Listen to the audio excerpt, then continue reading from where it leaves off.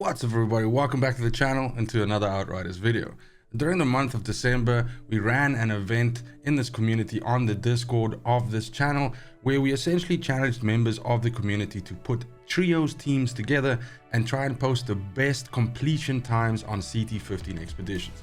The idea behind it was obviously to try and see which builds synergize the best together, but also just a way for us to get together as a community and do something fun with this game that we all love so much.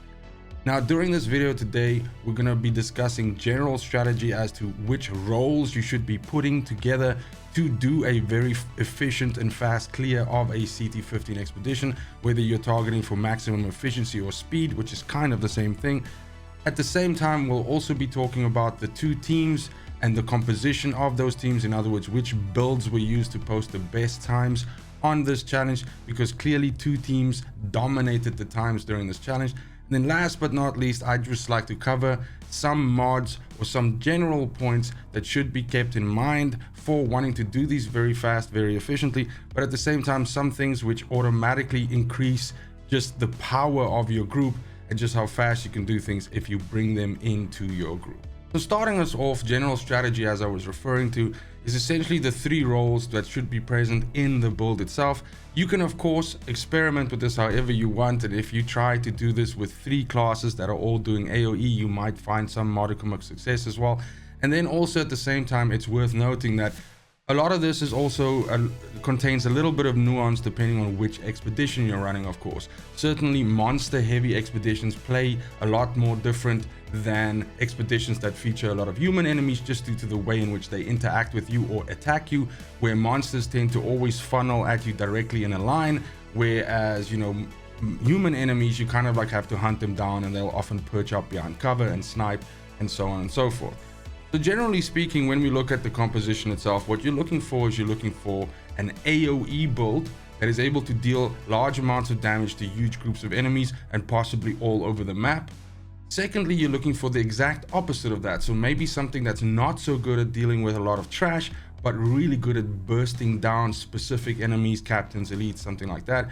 And then last but not least, you're looking for a build that debuffs the enemies or buffs the allies, or does both of those. Now, when you start seeing builds, or more specifically groups of builds together, a group, a trio, really shine is when these roles start sort of flowing across each other, and you can have some of them doing multiples of these roles, as I'm referring to now. Now, those things that I mentioned now are very important, but there's a couple of other things which also need to be borne in mind. And I feel like this is the part of the game which rewards you having played it more. And this is the part where it becomes more advantageous to someone that's been playing the game for a while versus someone that's just starting out. And it's almost like a really good reward thing for someone that has spent a lot of time with the game. And that's specifically understanding mobility in the game and how quickly you can get from one side of the map to the door or the area that you need to move through, because that certainly makes a big difference as well. Often areas in the expeditions are gated by buttons that you have to move through, and if you keep that in the back of your mind as you're moving from one side of the expedition, killing stuff to the other side, but still bearing in mind that you got to get someone close to that button so that the minute the last guy dies, you got someone hitting the button to go through the next area. That's gonna mean a lot for you as well in terms of your completion times. The second thing is also something that I just generally refer to as timing. And again, this is going to become like a thing that you feel over time as you play the game more. There's a lot of nuance here, but essentially what this means is that killing certain enemies at certain times to force spawns to come from different areas. This also means that you understand spawn points and generally from where the enemies flow. Sometimes you'll find, especially in certain expeditions, that it's better to actually let a bit more enemies wander in so that you can kill them all in one wave, essentially immediately getting the next wave to pop out or start running at you. But again, like I said, this is literally a different story depending on each expedition, and it's not a general point per se, but just something again that once you start speed running the same expedition over and over, you start noticing where the enemies come from, which enemy being killed triggers which enemy to come out, and that gives you overall map awareness so that you can move around and you can trigger the combat essentially, you know, from whichever direction and at the timing that you want it to come. When we get to the actual groups and the times that they posted, and the group that dominated the times during this event, it is Sir Joseph's group, essentially posting the best time on all 7 of the expeditions that we ran this challenge on.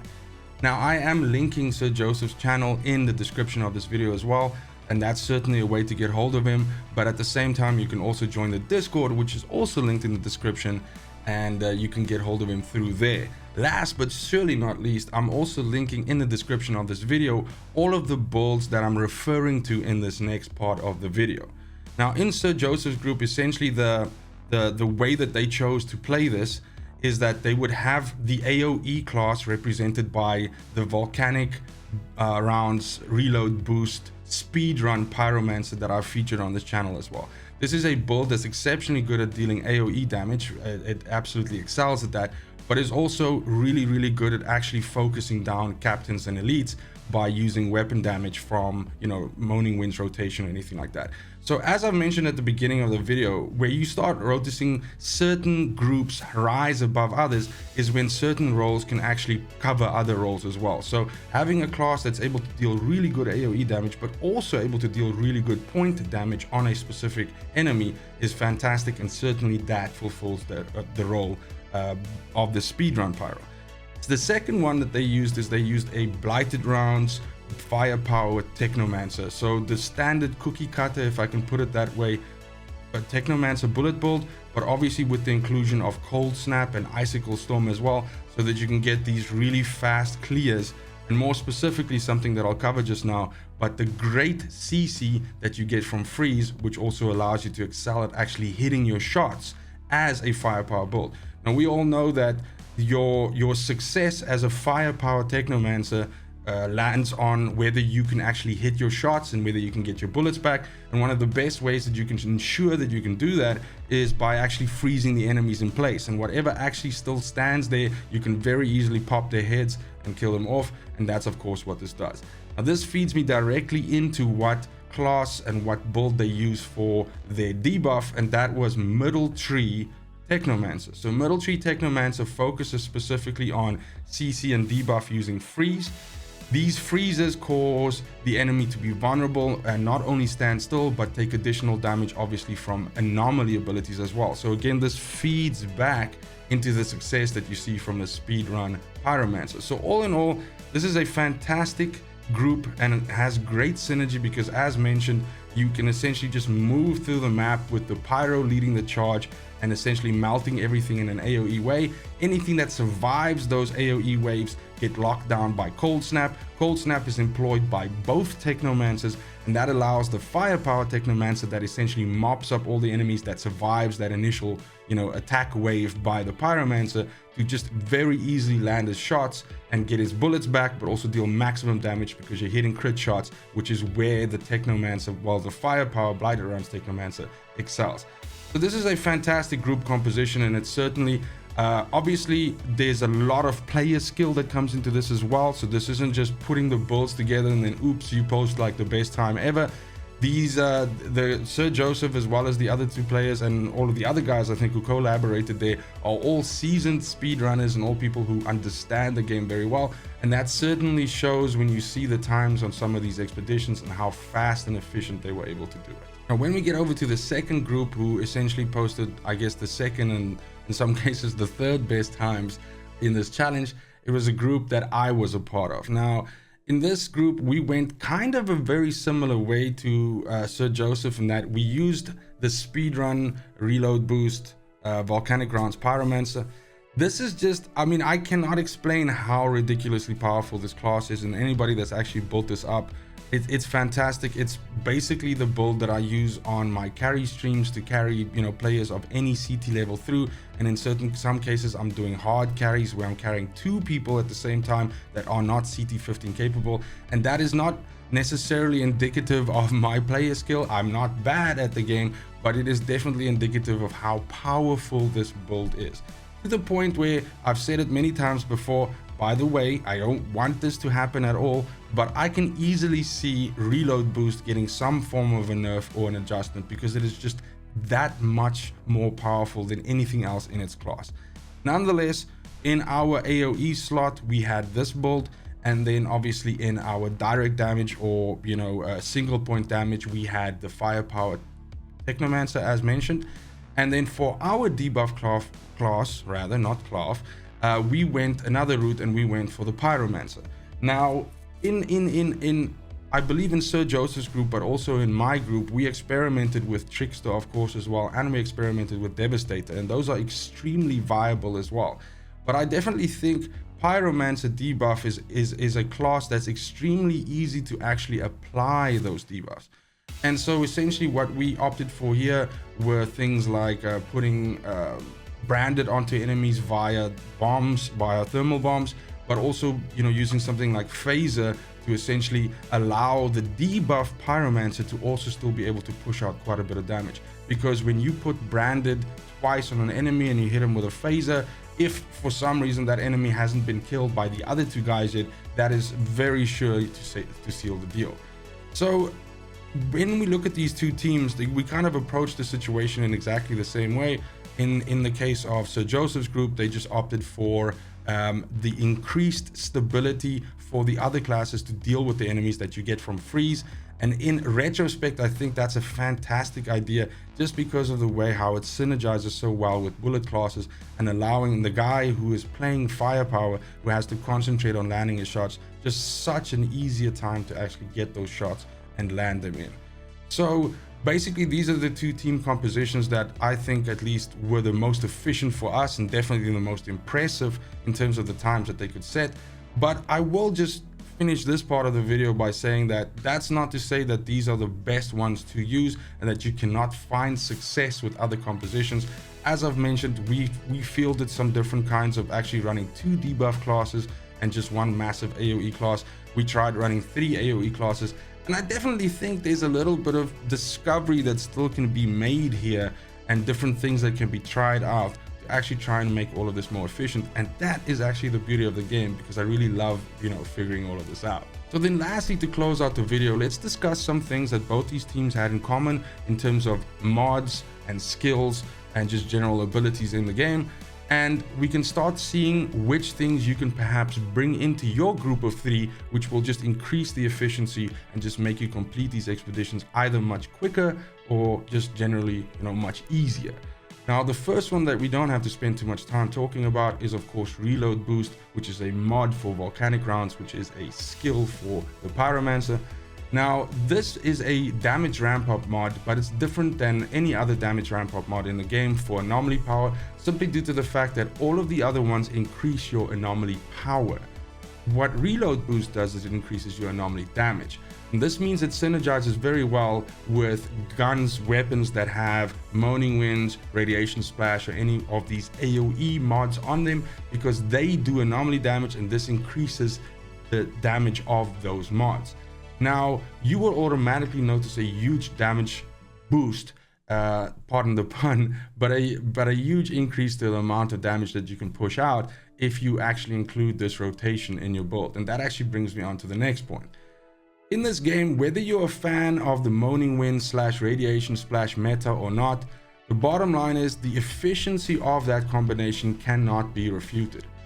The point is that you have a situation in this game where lots of times you don't actually have an issue with dealing with trash, or you just have an issue with dealing with a very sticky captain or, you know, an elite or something like that.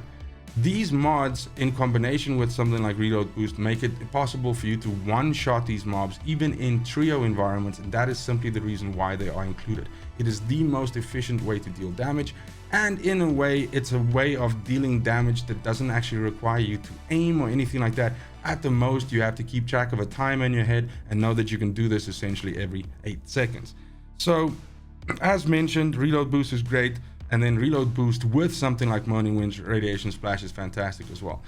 What's funny is, even if you don't use Reload Boost, Moaning Winds and Radiation Splash is still fantastic. So a lot of the times you'll see that what teams will do is all 3 of the characters, at least 2 of the 3 characters, will employ this reload mechanic because it's just that good at chunking down damage. Then the next one, which is surely worth mentioning as well, is Ultimate Damage Link.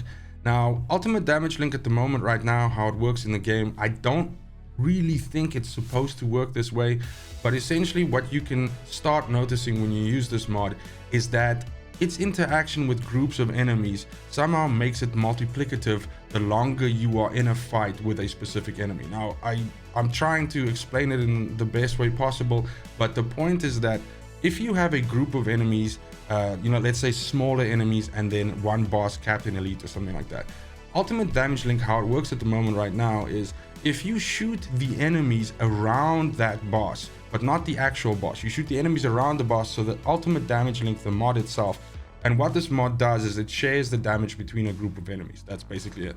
So that mod links up to that elite, and then you switch your fire to that elite.